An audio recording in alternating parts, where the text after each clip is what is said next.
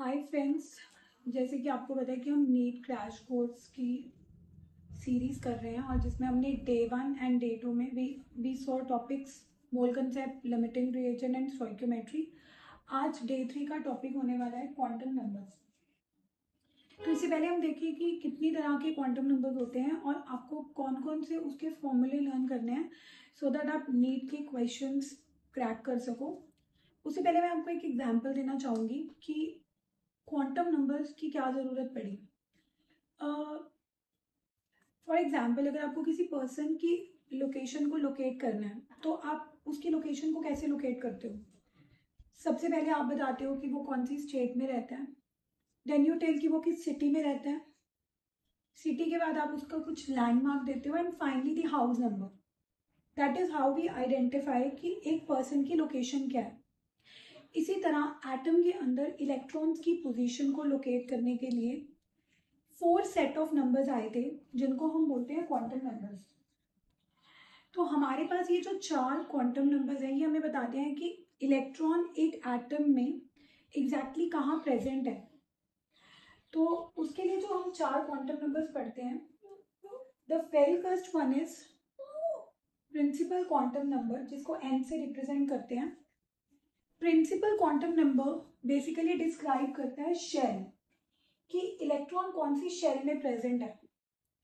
And इस n की value को फाइंड आउट करने के लिए ऐसा कोई फॉर्मूला नहीं है, but just from the question you can understand कि अगर वो फर्स्ट शेल में प्रेजेंट है तो n की वैल्यू 1 रहेगी, that is a K shell.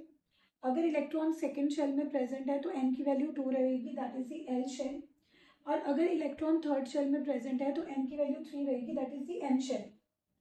तो पहला क्वांटम नंबर जो बिल्कुल सिंपल क्वांटम नंबर है, very easy to understand, is a principal quantum number. अब ये जो क्वांटम नंबर है ये तो बताता है कि इलेक्ट्रॉन कौन सी शेल में रहने वाला है, but it also determines the energy of the electron. क्योंकि अगर आपको ये पता हो कि किसी भी इलेक्ट्रॉन की एनर्जी को फाइंड आउट करने के लिए जो फॉर्मूला रहता है that is equals to 1/n², यानी कि वो n के ऊपर डिपेंड करता है, that is proportional to n।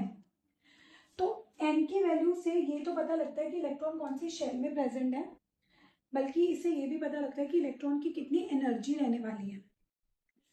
Coming to the second quantum number is the azimuthal quantum number. अब हमें पता लग चुका है कि इलेक्ट्रॉन कौन सी शेल में है।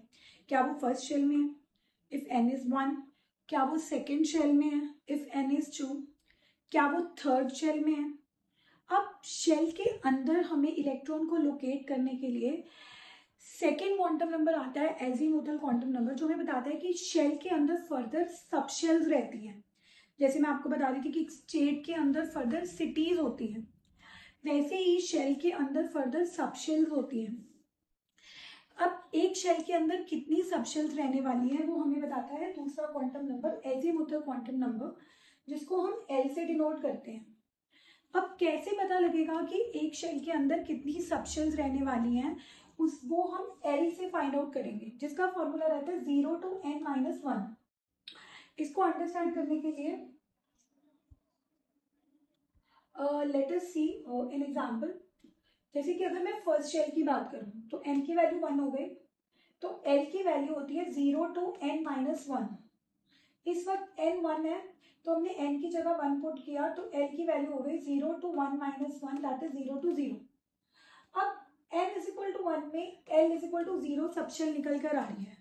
अब l इज इक्वल टू 0 सब शेल निकल के आ रही है, इसका मतलब ये नहीं है कि शेल के अंदर सब शेल नहीं है। इसका मतलब है कि there is one sub shell with value l equal to 0, यानी कि फर्स्ट शेल के अंदर एक ही सब शेल होने वाली है जिसकी वैल्यू 0 है, और 0 वैल्यू सब शेल जो कि स्फेरिकल होती है इन शेप, को s से डिनोट करते हैं। तो आपने बहुत बार देखा होगा कि 1s, सो 1s का मतलब है कि फर्स्ट शेल के अंदर s sub shell. But what about second shell? अगर आप सेकेंड शेल यानी कि second n is equal to 2 की बात करते हैं, तो इसमें अगर हम l की वैल्यू फाइंड आउट करेंगे दैट इज 0 to n-1, तो n को 2 सब्स्टिट्यूट करने पर हमारे पास 2 सब शेल निकल कर आ रही है, दैट इज 0 to 1। एक वैल्यू 0 वाली सब शेल और एक वैल्यू 1 वाली सब शेल। जैसे कि अभी मैंने आपको बताया था कि 0 वाली s सब शेल को s से रिप्रेजेंट करते हैं 1 वाली सबशेल को p से रिप्रेजेंट करते हैं। तो सेकेंड शेल के अंदर 2 सबशेल निकल कर आई, 1 is 2s and 1 is 2p।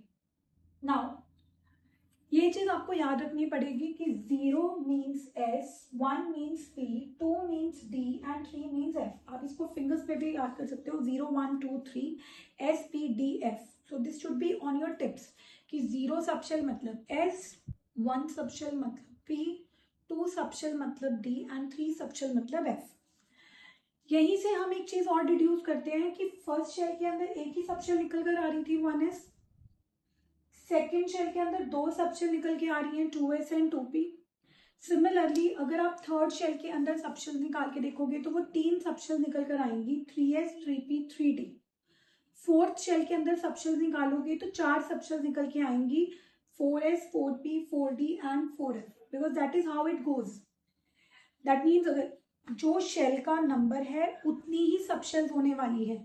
Shell का नंबर 1 है तो 1 सबशेल होने वाली है, शेल का नंबर 2 है तो 2 सबशेल्स होने वाली हैं, and that is how it goes. अब using the two quantum numbers हमने ये पता कर लिया कि इलेक्ट्रॉन कौन सी पर्टिकुलर शेल में है। So if it is in first shell तो वो उसकी कौन सी सबशेल में है, 1s।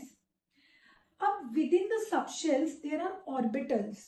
अब सबशेल के अंदर ऑर्बिटल्स होते हैं। ऑर्बिटल्स वो स्पेस होती हैं जहां पर इलेक्ट्रॉन की पाए जाने की प्रोबेबिलिटी मैक्सिमम होती है। तो सबशेल के अंदर कितने ऑर्बिटल्स रहने वाले हैं जहां पे इलेक्ट्रॉन पाया जाएगा, वो हमें बताता है तीसरा quantum number, that is the magnetic quantum number. So coming to the third quantum number, magnetic quantum number, जिसको m से रिप्रेजेंट करते हैं और समटाइम्स ml। मतलब आपने कई बार बुक में देखा होगा कि मैग्नेटिक क्वांटम नंबर को ml से भी रिप्रेजेंट करते हैं। तो that is one and the same thing. Why we write l in the subscript, क्योंकि एक्चुअली में जब आप मैग्नेटिक क्वांटम नंबर m का फॉर्मूला देखोगे तो वो l पे डिपेंड करेगा। यानी कि अगर आपको ऑर्बिटल्स निकालने हैं कि एक सबशेल के अंदर कितनी ऑर्बिटल्स हैं तो वो m से फाइंड आउट हो सकते हैं, बट वो डिपेंड l पे करेंगे। Let's have a look. तो एक सबशेल के अंदर कितनी ऑर्बिटल्स रहने वाली हैं, इनकी m कितने होने वाली हैं, वो फॉर्मूला होता है -l to l। जैसे कि फॉर एग्जाम्पल आपने देखा था कि फर्स्ट शेल के अंदर एक ही सबशेल है with value l equal to 0। अब उस l इक्वल टू 0 में कितने ऑर्बिटल्स होंगे वो हम m से फाइंड आउट करेंगे। तो -l to l, l की वैल्यू 0 है तो 0 to 0 m इक्वल टू 0। अब फिर से यही बात कि अगर m इक्वल टू 0 आ रहा है तो इसका मतलब ये नहीं है कि उसके अंदर ऑर्बिटल्स नहीं है, उसका मतलब उसके अंदर एक ही ऑर्बिटल है with value m equal to 0। तभी हम 1s में एक ही बॉक्स बनाते हैं। We never make 2 boxes, because एक फर्स्ट शेल के s सबशेल के अंदर एक ही ऑर्बिटल रहता है, एक ही बॉक्स बनाना है हमें।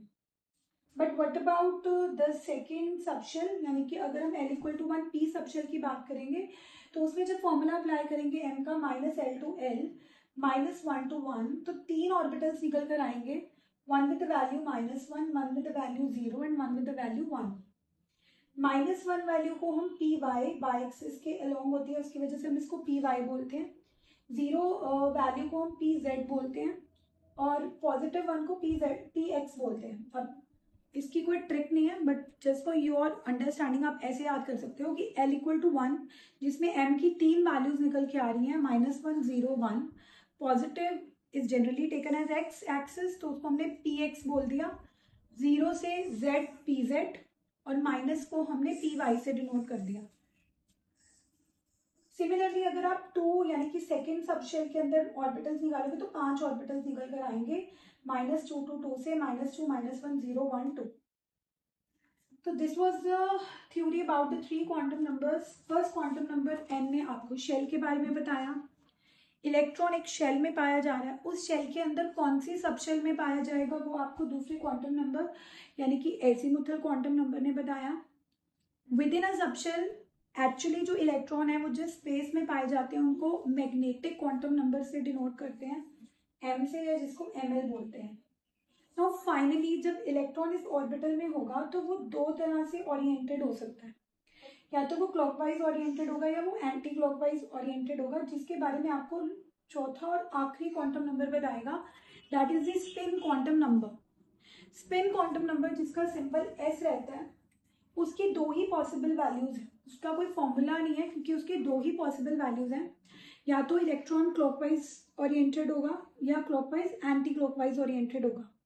So depending upon the given condition हम आइडिया लगा लेंगे कि अगर वो क्लॉकवाइज स्पिन हो रहा है तो हमने एस की वैल्यू +½ लेनी है, और अगर वो एंटी क्लॉकवाइज स्पिन हो रहा है तो हमने उसकी वैल्यू -½ लेनी है।